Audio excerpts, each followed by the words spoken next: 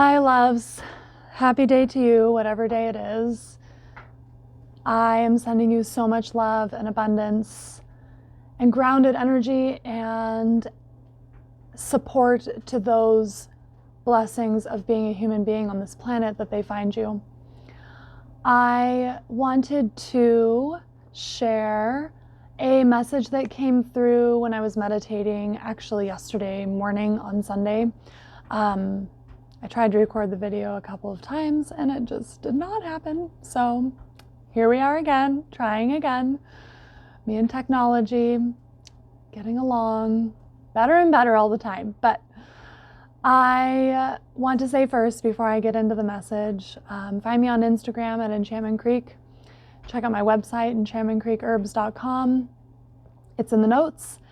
And I look forward to providing nourishing, potent plant remedies for you. I have my appointment book still open through May until the growing season gets too crazy. So if you're looking to dive into these messages from your guides, your soul path more deeply, I am happy to facilitate a guided space for you to get there. And soon, I'm going to have classes on my website as well as an online monthly membership community where we can discuss matters of natural health a little more freely than has been allowed, or whatever the right word is, on like Instagram and other social media spaces. So get ready for that. We'll have monthly meditations. We'll have weekly meditations that I will give you from the garden. We'll dive deep into plant medicine and materia medica and stuff like that, as well as like the spirit and science blending part. And we'll talk home remedies. We'll talk health and how to find vitality in a very open space on a monthly basis together. So if you're interested in that, get on my email list. You can take the plant spirit quiz at the top of my website, and that will get us connected. You'll be the first to know when all of these wonderful things that I'm working on are ready to launch. So, Sunday meditation message for the collective. And I feel that this is a very important thing. And I will warn you that a lot of people get very triggered when this medicine comes up because they are creepy for most people. They are unnerving, and we have been taught that they're evil. They are not. This trigger response is a lot of their medicine. It connects to their medicine, and this potent being, I was going to say animal, but reptile, is the snake, and more specifically that showed up was the cobra. That hood and that like powerful, majestic face with its hood ready to strike showed up right in my face for all of us. And there are a lot of correlations that I can see with the shifting time that we're going through with people's response to this medicine. When it shows up in private clients, people are like, I don't like snakes. That is a part of the medicine. That is a part of the nourishment that comes from this being. It allows us to say, why am I fearful of this being? What fear responses are being implemented into my life that like I am not putting there regarding the snake, specifically, again, the cobra. The cobra and the snake, for centuries in ancient communities, China, Japan, the Egyptian, Native American traditions, even in our ancestral realms of the Welsh and the Celtic and Norse mythology, snakes show up, but again, those communities have been a little bit displaced from written history. So They do show up there, but where they're more specific are these other places. And the most magical piece I find, besides the medicine that we will get into, is the fact that all of these societies that I just mentioned were very far away from each other, right? Like during ancient archaeological times, we did not have the communication that we have right now. We were not able to understand what a culture is doing across the ocean, or that a culture across the ocean even existed. And what I find so amazing is the fact that the belief system, the medicine of the cobra and the snake in general match each other. This happens all the time in herbal medicine, in spiritual ceremony that were documented. All of it matched because, and then our understanding of the stars, our understanding of the zodiac and all of those types of things, it all matched because humans all have psychic abilities. It's just, I know this to be true. And we all, when we tune back into nature, we hear the same things because these beings represent something in a spiritual, esoteric sense that is very relatable, very real. So, the snake, the shedding of the skin, the ability to move on the ground so effortlessly, but when you look into a snake's body, it is a well-built, very detailed machine that has it moving across the usually sandy floor that it's on.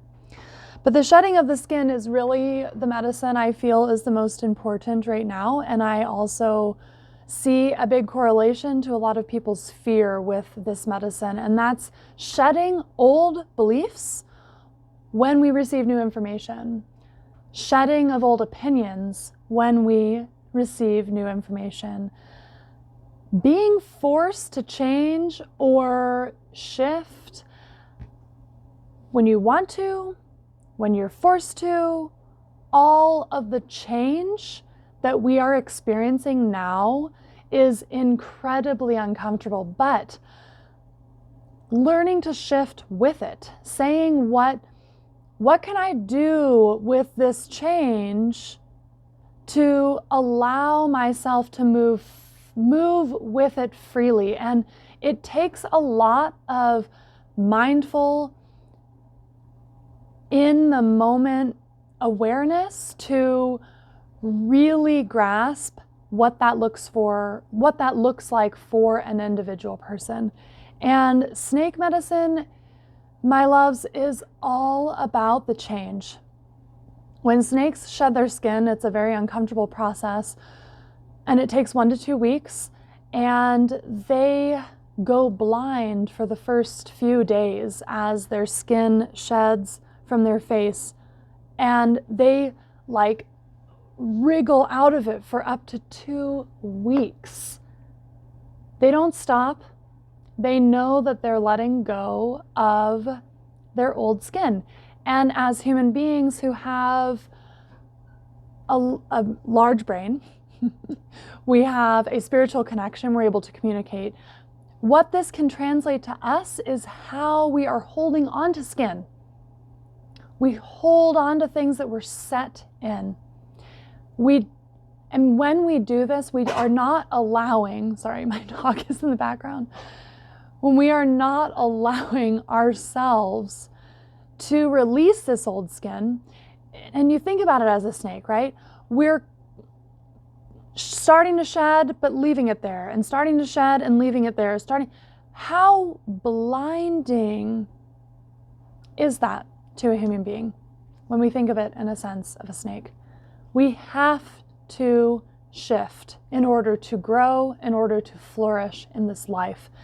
And change is the uncomfortable part of the snake medicine. And I feel that this is also a big component as to why We don't generally like snakes. They offer change. They offer transformation. They offer shifting. They show us how. They show us it's uncomfortable. They show us that it can be done, and we can be stronger, bigger, more full of life when we shift, when we change, when we allow these ideas into our life. And this snake medicine showing up so potently right now during this immense shift that we are all going through. I cannot stress enough, it is not one person, one community, one country going through the immense change that we are all going through now. It is a global thing.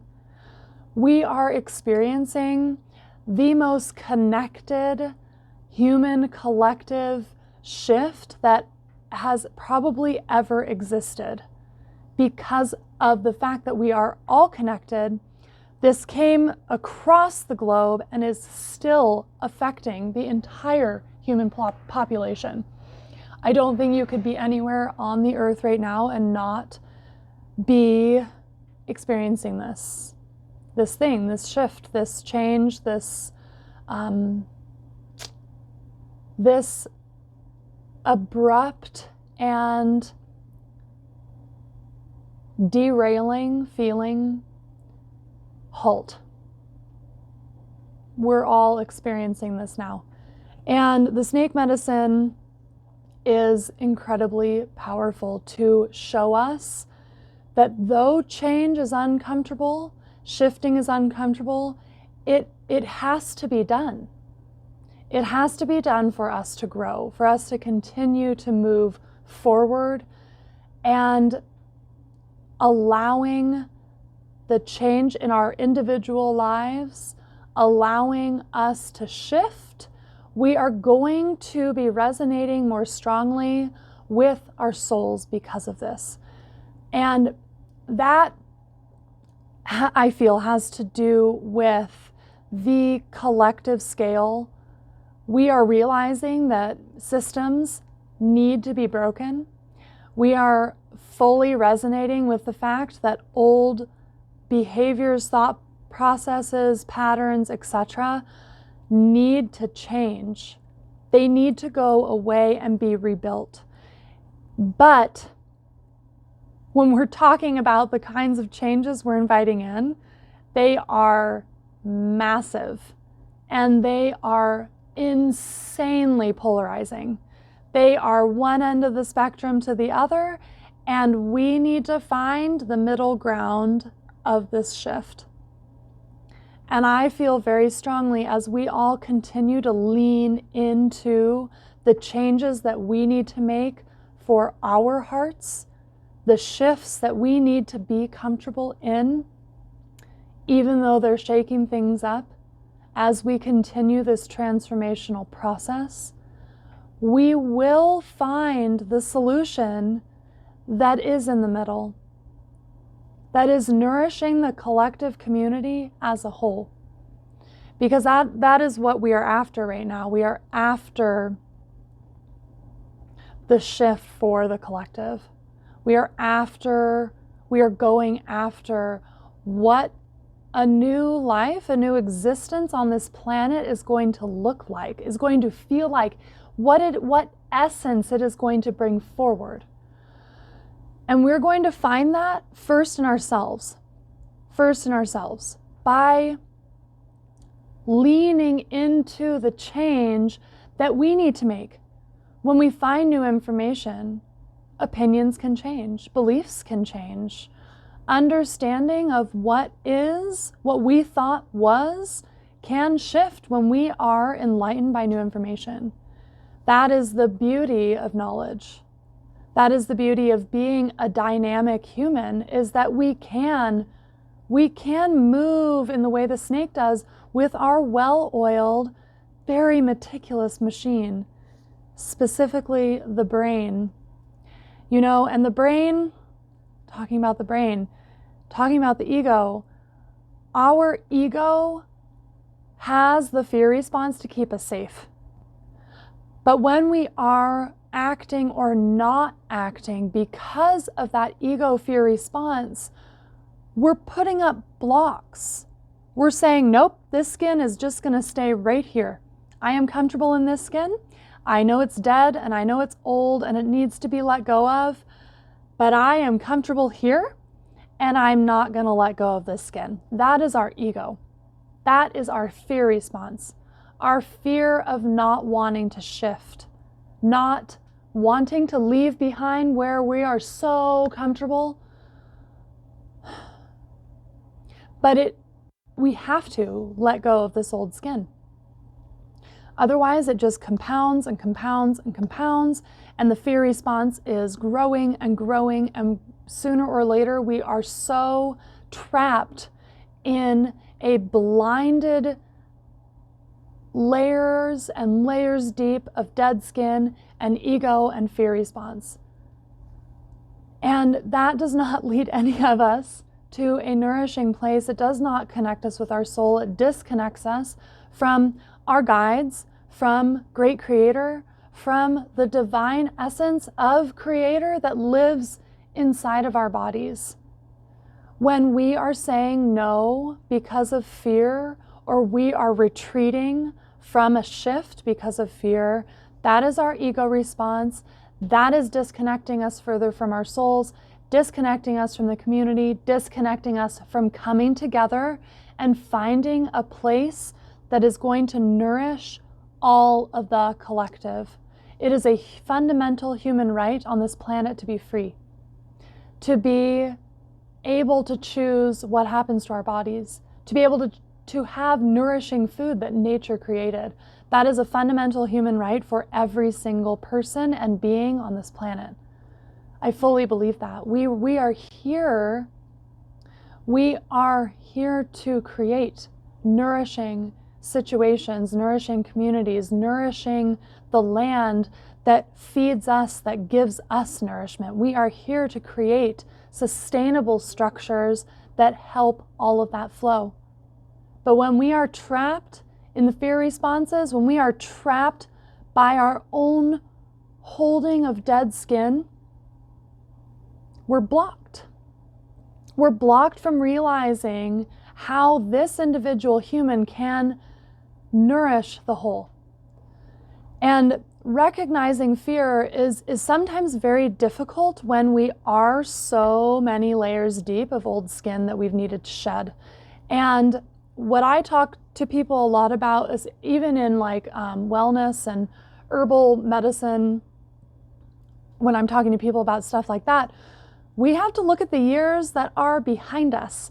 If we have been putting toxic foods and dead foods into our bodies for most of our lives, and we're 40-something years old, we are going to have many months, if not years, of recovering from that, of purging those chemicals, while our bodies work with the nourishment that we then feed it to reestablish homeostasis, to reestablish a thriving, vital body. It takes time. And with the fear and with these layers of dead skin that we need to peel away, it's gonna take us a while to peel this away. And when we are in the habit of responding with our ego instead of acknowledging the ego, I understand that you're suffering at this point in time. Why are you suffering? What is causing you unrest? How is this uncomfortable for you? When we can look at our ego as, yes, a part of us, because our egos keep us alive. We need fear, for sure. When we need to run away from a lion or a predator, we need that fear. When we need to not walk off the edge of a cliff, we need that fear. Our ego is there, and it is a fundamental component of being a human, and it is not a bad thing. We are never trying to disregard or carve out the ego, because that will be a never-ending battle, my loves.